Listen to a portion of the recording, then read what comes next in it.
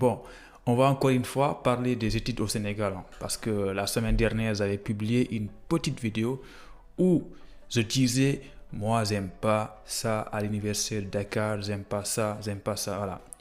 Il y a eu beaucoup d'étudiants qui ont réagi. Il y en a qui m'ont dit, j'aime pas les études au Sénégal parce que les emplois du temps ne sont pas bien faits, parce qu'il n'y a pas de boulot, parce que les profs voyagent, ils reviennent trop tard, tu vois. En fait, chacun avec son problème. Mais moi, tout ce que j'ai fait, c'est que j'ai publié une vidéo où j'expliquais qu'est-ce que je n'aimais pas à Dakar, parce que j'ai été étudiant là-bas, à l'université Cheikh Anta Diop de Dakar.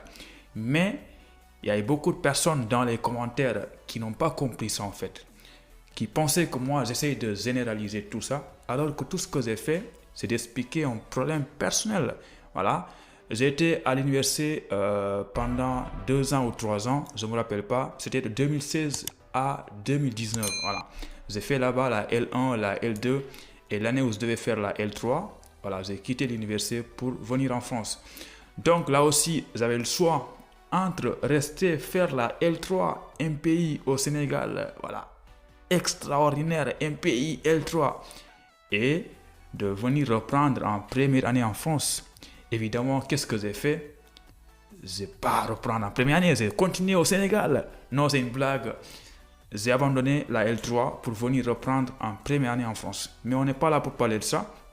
C'est que l'autre fois, quand j'ai cité les inconvénients, les choses que je n'aimais pas au Sénégal, voilà, concernant le resto, les tickets, les profs, les examens, il y a eu beaucoup d'étudiants qui sont venus me dire, que ce soit sur les commentaires ou bien sur Instagram, mais toi, arrête de décourager les étudiants, c'est bien possible de réussir au Sénégal.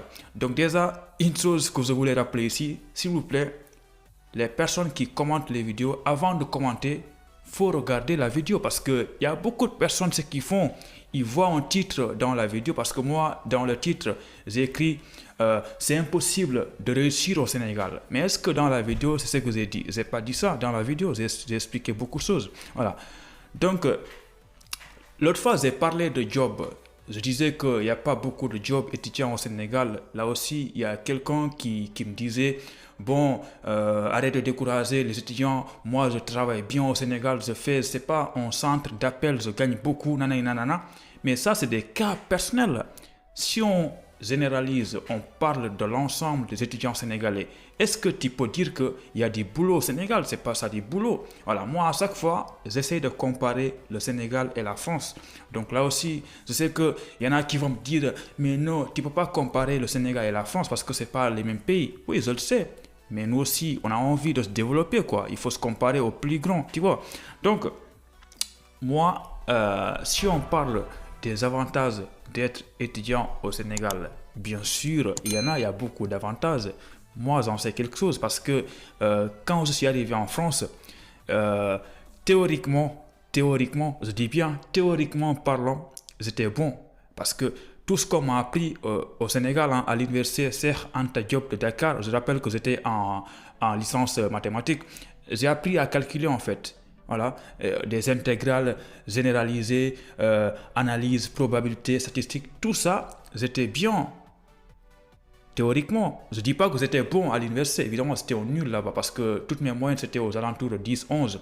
Mais arrivé en France en première année, là franchement il y a un avantage d'étudier à l'université parce que tout ce qu'on faisait en première année en France en mathématiques, j'étais excellent, rien à dire. Ça c'est un avantage. Voilà. Autre avantage, c'est que le couscous au resto, c'était bon. Il faut le dire. Hein.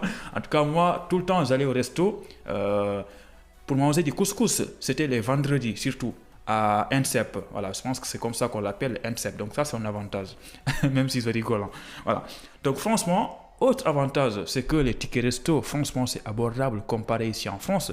En France, pour aller manger au resto, si tu n'as pas de bourse, tu payes 3 euros, ce qui est beaucoup. Hein. Parce que, rappelons-le, j'ai écrit ça ici. Le ticket resto au Sénégal, c'est pas du tout cher parce que le petit-déj, si je ne raconte pas de bêtises, c'est 75 francs ou bien 50 francs. Le repas ou bien voilà, la nuit, c'est 100 francs CFA. Donc en gros, pour les gens qui ne comprennent pas, au Sénégal, si tu as 9000 francs CFA, ce qui est équivalent à 13 euros, tu peux te nourrir, tu peux aller au resto pendant un mois.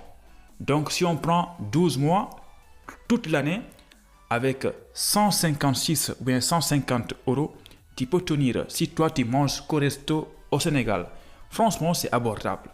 156 euros dans le mois en France, tu le consommes en un seul mois pour la nourriture.